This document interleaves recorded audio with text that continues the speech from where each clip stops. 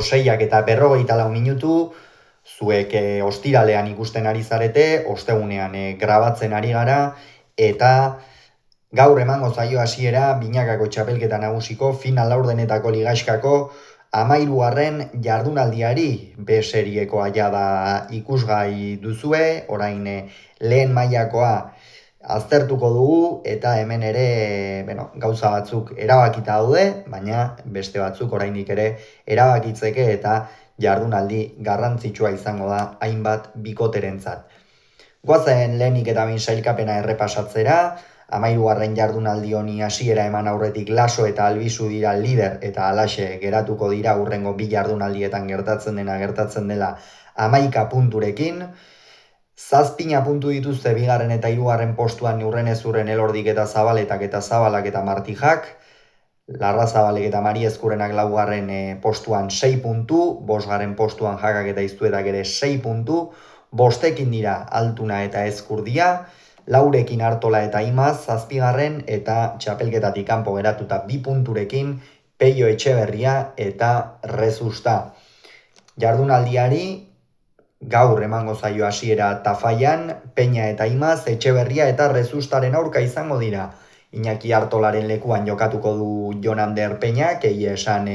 Artolak ezin du burua altxa, ezin du jarrainkortasun hori lortu alegiako aurrelariak dituen arazoen ondorioz, eta hemen Peña eta Imaz ikusten ditut favorito, iruditzen zait Etxeberria eta Rezusta bai borrokatzera irtengo dira, baina jada porrotaren dinamika horretan sartzen zarenean zaila izan ohi da buelta ematea, naiz eta komatxo artean esango dugu presiori gabeko partidak jokatzen ariko zaren, eta horregatik Peña eta Imaz ikusten ditut hemen favorito, iruditzen zait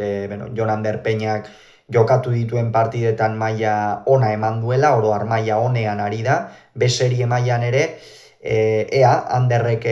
laguntzen dion eta atzean dominatzerik badaukan, eta Etxeberriak eta Rezusta horixe, Beñatek atzean dominatu egin beharko luke, irabazi nahi badute, eta Peiok aurrean asmatu eta erritmoa ezarri, hor Peñari oinetara eta jokatu ezkero hor aukerak izango ditu Peiok, baina Peña eta Imaz ikusten ditut favorito.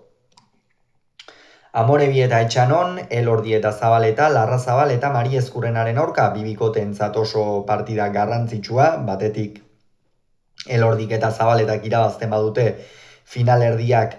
eskura izango lituzkete, eta bestetik berriz Larrazabalek eta Mari Ezkurrenak irabazi ezkero ere finalerdietako aukerak hortxe izango lituzkete, Elordi eta Zabaleta eta Zabala eta Martijarekin berdinduko bailukete sailkapenean.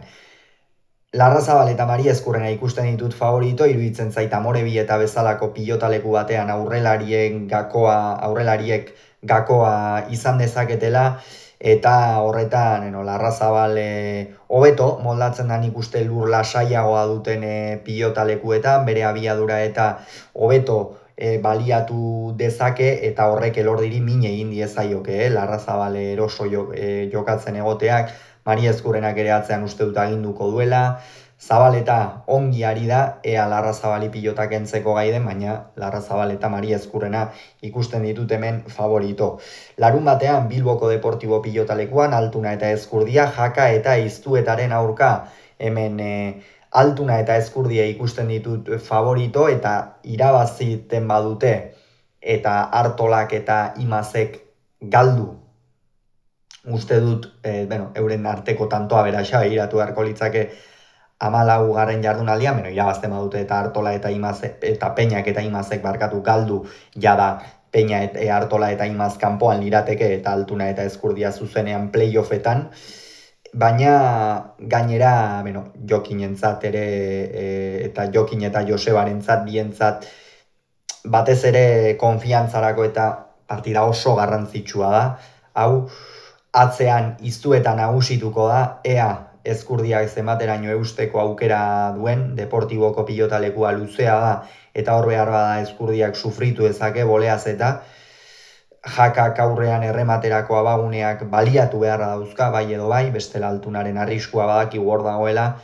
baina hemen Altuna eta Ezkurdia ikusten ditut, siera batean mintzat, favorito. Eta igandean Logroñon haze partida daukaguna, Laso eta Albizu Zabala eta Martijaren aurka, Zabala eta Martijaren zatere partida oso garrantzitsua, finalerdietara zuzenean sailkatzeko aukerekin jarraitu ahal izateko, Laso eta Albizu ja finalerdietan dira, baina noski xedea euren helburua bertara ahalik eta ondoen amaituta iristea izango da. Eta,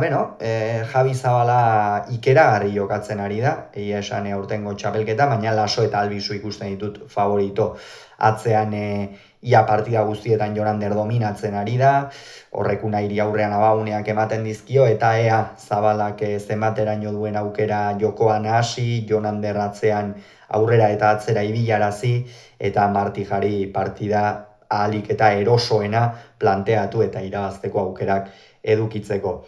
Hauxe beraz, uste duguna, ea zer gertatzen den, gu gaur gauean, Amorebi eta Etxanon, Elordik eta Zabaletak, Larra Zabal eta Maria Ezkurrenaren aurka jokatuko duten norgehiagoka horren analisiarekin itzuliko gara.